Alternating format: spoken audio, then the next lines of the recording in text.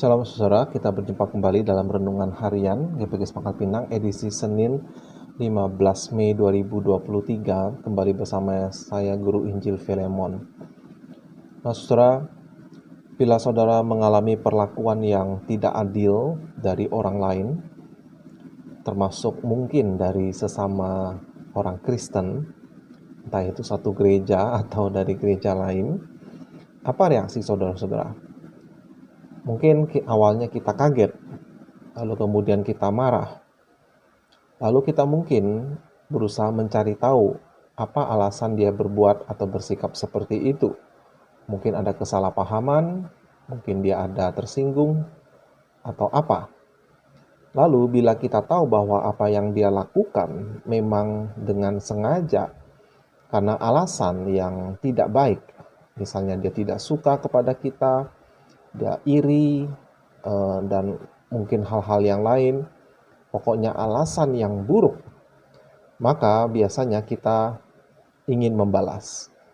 Atau setidak-tidaknya kita ingin dia mendapatkan sebuah konsekuensi yang buruk dari perbuatannya yang jahat, tidak adil kepada kita.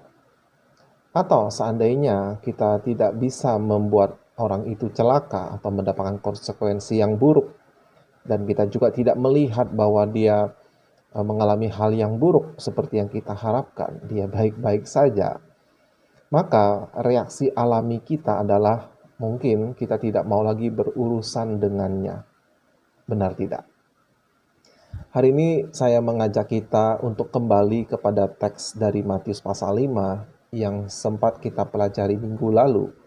Tetapi kali ini saya mengajak saudara-saudara semua untuk menggali dengan lebih dalam dan dengan harapan bahwa kita akan menemukan rahasia, kekuatan luar biasa yang seorang Kristen bisa dapatkan dari Tuhan kita, dari Allah, untuk menghadapi ketidakadilan di dalam hidupnya.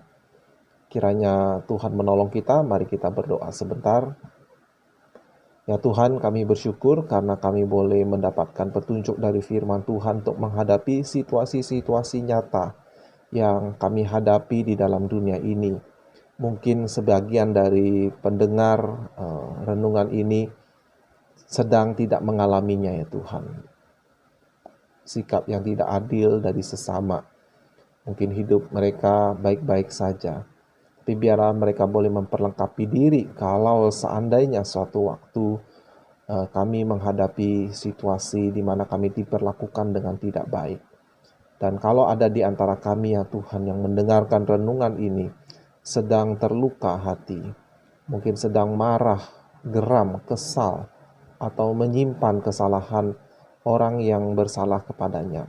Berikanlah kami semua ya Tuhan kekuatan untuk memahami firman-Mu dan juga kekuatan untuk menaati, melihat keindahan dari rencana Tuhan ini.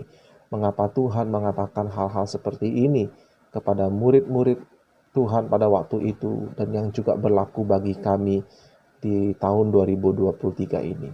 Pakailah hamba-Mu ini untuk boleh menjelaskannya. Di dalam nama Tuhan Yesus kami berserah. Amin. Mari kita melihat kembali teks kita, Matius 5 ayat 38 hingga 42. Kamu telah mendengar firman, mata ganti mata, gigi ganti gigi.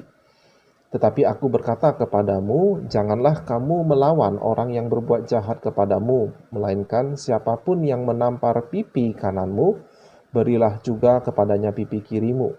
Dan kepada orang yang hendak mengadukan engkau karena mengingini bajumu, serahkanlah juga jubahmu. Dan siapapun yang memaksa engkau berjalan sejauh 1 mil, berjalanlah bersama dia sejauh 2 mil. Berilah kepada orang yang meminta kepadamu, dan janganlah menolak orang yang mau meminjam daripadamu. Amin. Nyawa ganti nyawa, gigi ganti gigi. Peraturan yang berasal dari hukum Taurat di Perjanjian Lama ini punya makna untuk mencegah, punya tujuan untuk mencegah siapapun yang diperlakukan tidak adil untuk membalas dendam secara pribadi. Sebab natur manusia adalah ingin membalas dengan lebih. Kalau kamu menampar saya akan memukul Anda. Kamu menikam saya saya akan menembak kepalamu. Kamu menyenggol saya sehingga saya terjatuh. Saya ingin membalas, menabrak Anda, melindas Anda. Saudara, pola pembalasan seperti ini sering mengubah percekcokan kecil menjadi kerusuhan, kejahatan minor menjadi perang. Peraturan yang Allah berikan kepada Israel supaya mata diganti dengan mata, gigi diganti dengan gigi, adalah penggantian kerugian yang fair dan adil. Ajaran Tuhan ini tentang mata ganti mata dimaksudkan untuk membatasi hukuman atau pembalasan, untuk mencegah kekerasan yang lebih berlanjut. Dan kita juga mungkin mengetahui efek dari membalas adalah siklus kejahatan, perang yang tidak berkesudahan. Jadi itu tujuannya, mata ganti mata, gigi ganti gigi, bukan untuk mendorong terjadinya kekerasan, mungkin seperti yang dipahami sebagian orang Kristen. Pengajaran Kristus akan masalah ini saat dia berkata, "Tetapi aku berkata kepadamu," menunjukkan maksud sebenarnya ketika Tuhan memberikan perintah itu kepada bangsa Israel. Dan maksud dari Tuhan Yesus bukanlah agar sebuah bangsa atau sebuah negara meniadakan hukum yang memberikan hukuman yang setimpal. Bukan, akan menjadi kacau sekali kalau sebuah negara, sebuah pemerintahan tidak memiliki aturan yang memberikan hukuman yang setimpal bagi kejahatan apapun. Mengapa saya mengatakan demikian? Karena memang benar-benar ada sekte-sekte Kristen tertentu yang menafsirkan demikian, sehingga mereka tidak percaya kepada peran pemerintah dan bahkan melarang jemaatnya untuk terlibat dalam pemerintahan. Nah, sayangnya saudara, kesalahpahaman ini juga masih terus berlanjut sampai sekarang dan mungkin terjadi pada pribadi-pribadi orang-orang Kristen pada umumnya. Nah, saya ingin sedikit menegaskan kembali apa yang telah kita pelajari dari ayat-ayat sebelumnya di minggu lalu. Di dalam khotbah di bukit yang dimulai dari pasal 5 memuat konsep yang memang sulit diterima oleh natur alami manusia. Tuhan Yesus nampaknya sedang membuat standar yang mustahil bagi siapapun agar bisa masuk ke dalam kerajaan surga. Misalnya, tidak membunuh saja itu tidak cukup, ya. Bahkan Yesus mengatakan tidak boleh membenci sesama di dalam hati. Tidak melakukan perzinahan saja tidak cukup. Bahkan kata Tuhan Yesus tidak boleh punya pikiran bernafsu kepada orang yang bukan pasangan kita. Nah, tujuan besar Tuhan Yesus adalah untuk menunjukkan kekudusan yang sempurna Allah ini seperti apa. Dan karena manusia telah jatuh ke dalam dosa, punya natur dosa, punya tabiat suka memproduksi dosa, suka punya ide-ide dosa, maka tidak seorang pun yang bisa cukup benar untuk masuk ke dalam kerajaan surga. Tidak ada seorang pun yang bisa layak karena perbuatannya sendiri untuk masuk ke dalam kerajaan Allah. Tidak ada seorang pun yang cukup baik untuk memenuhi standar Tuhan.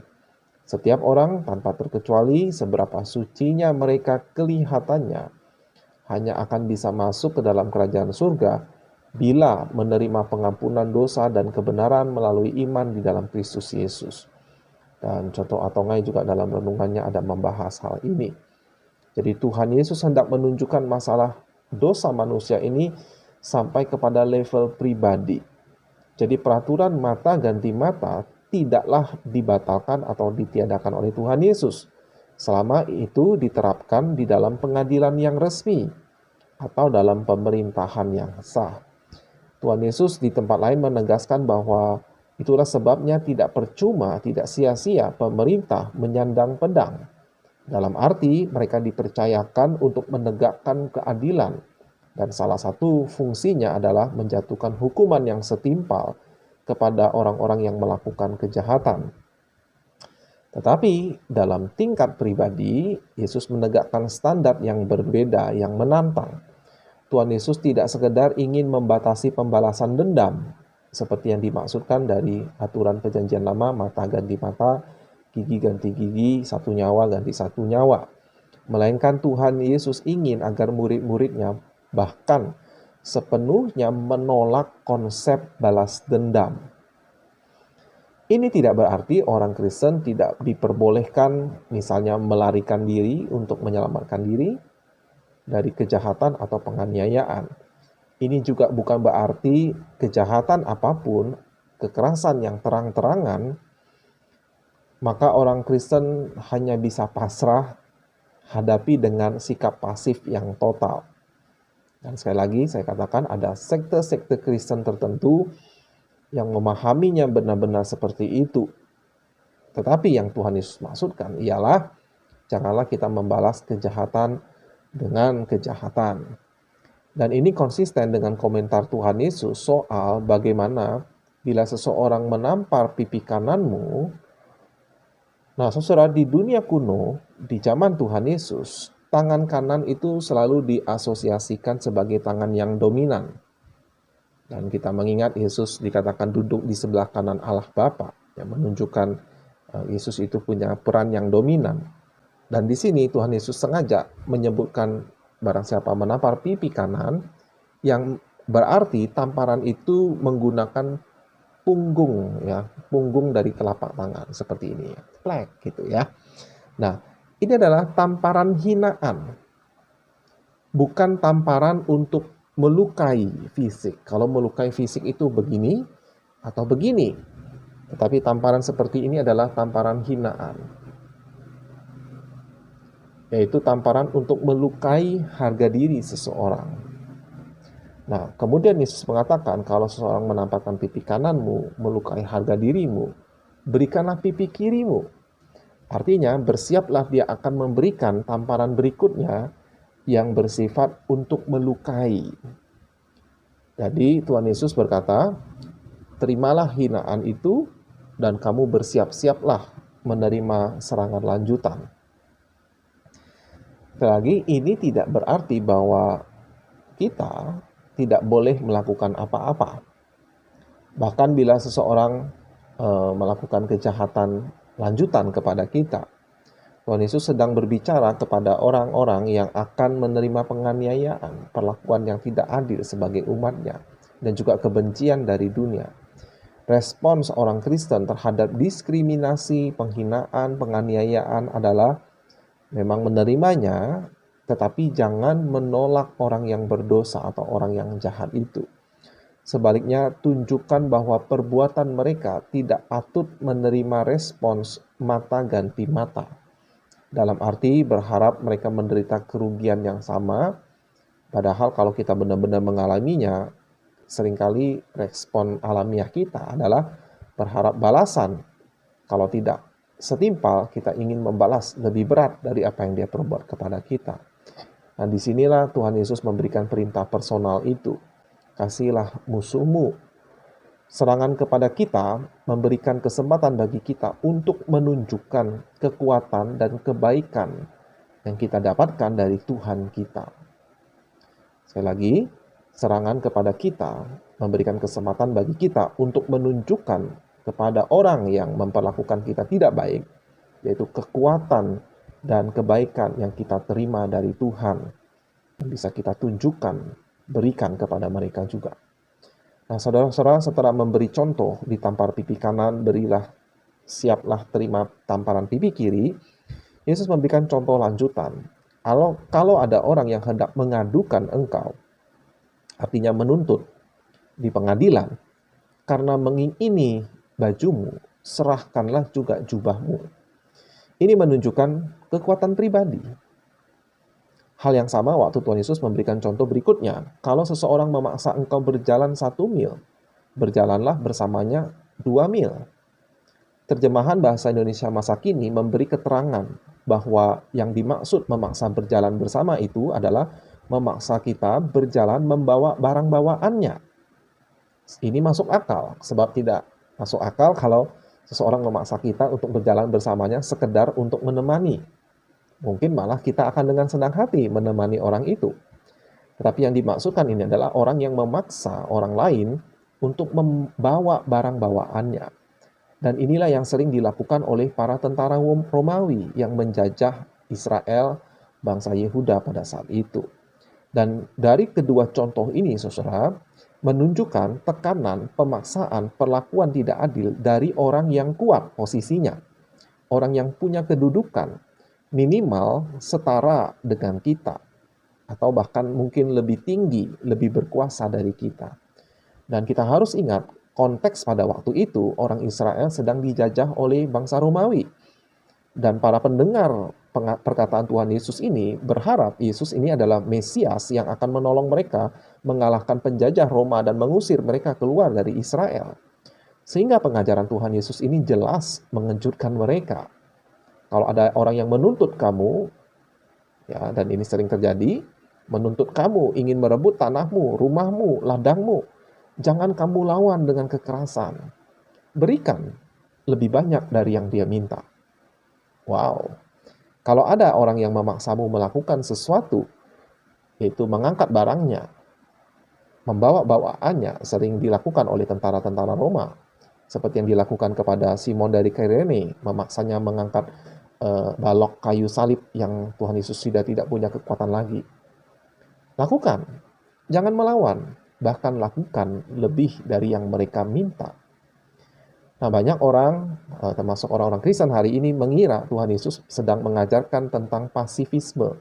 Jangan melawan, menyerah secara sengaja kepada bully atau penjajah.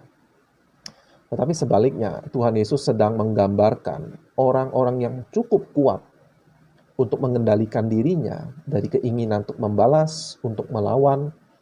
Bahkan orang yang mengambil keputusan untuk mengendalikan situasi, cukup kuat untuk memberikan kepada musuh lebih daripada yang mereka minta.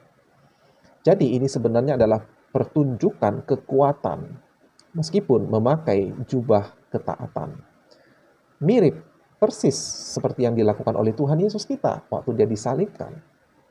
Dia bukan tidak mampu untuk melepaskan diri. Dia bukan tidak bisa. Dia hanya tidak mau. Dia jelas lebih kuat dari semua orang yang mau menyalibkannya. Yesus juga pernah mengatakan, dia bisa memerintahkan pasukan malaikat untuk menolongnya. Nah, tetapi Tuhan Yesus tidak melakukannya.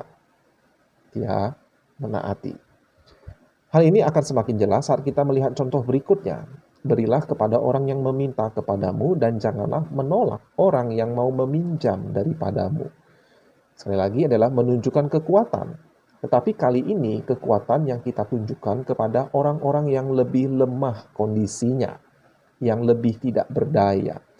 Orang yang mau meminjam biasanya adalah meminjam uang.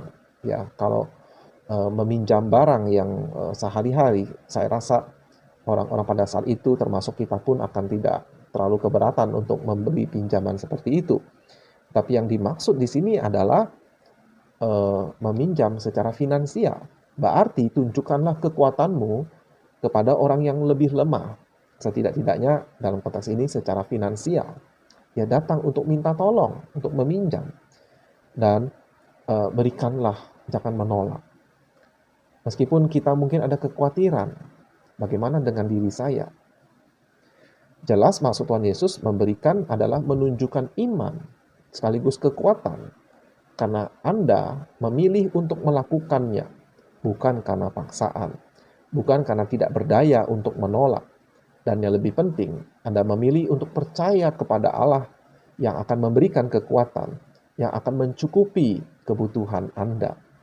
Sekali lagi, ini tidak menyarankan agar kita menjadi pasif, tidak berani membela diri, atau melindungi orang-orang yang kita kasihi dari kejahatan.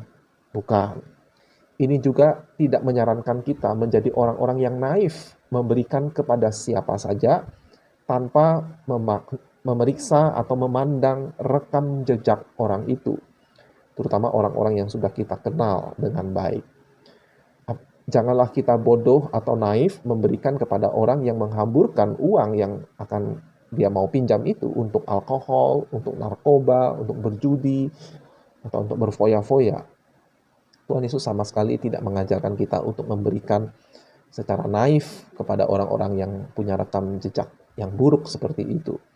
Melainkan poin Tuhan Yesus adalah tunjukkan kekuatan Kristen yang kau dapatkan dari Allah kepada orang-orang yang melakukan hal-hal seperti itu kepada kita.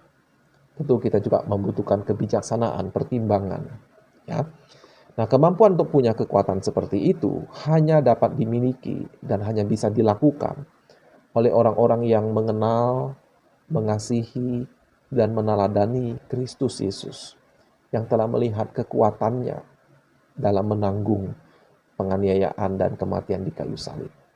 Orang yang telah melihat ketegaran hati Yesus melakukan itu untuk menunjukkan kasih-Nya kepada musuh-musuhnya pada waktu itu, termasuk kita, karena kita adalah orang-orang yang menyebabkan Tuhan Yesus itu disalibkan karena dosa-dosa kita.